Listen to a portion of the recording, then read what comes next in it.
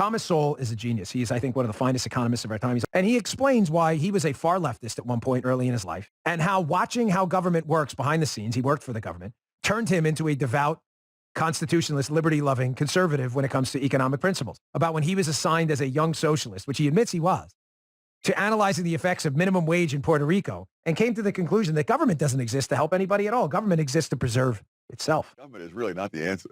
I mean, that is... Milton Friedman didn't cure you, but the federal government did. The federal government did. So never say the federal government doesn't do anything. So what was it about the job? Well, my job was to study minimum wage setting in Puerto Rico.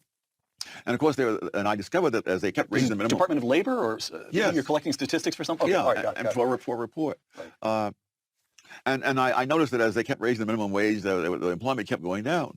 And of course, economics was saying that was why. But there were two theories. The unions said that the reason it was going down was that there were hurricanes came through, a series of hurricanes during the time they collected the data, and that it destroyed the sugar cane in the field, so there was less required to be processed.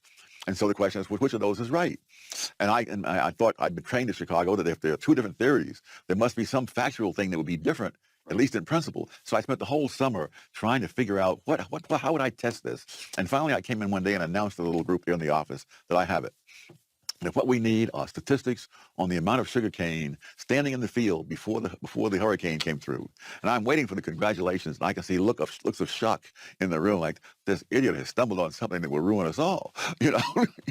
And I realized I was concerned as to whether this law was beneficial or not beneficial to low-income people. They were concerned because this law was providing 1/3 of the income of the U.S. Department of Labor. Bruh.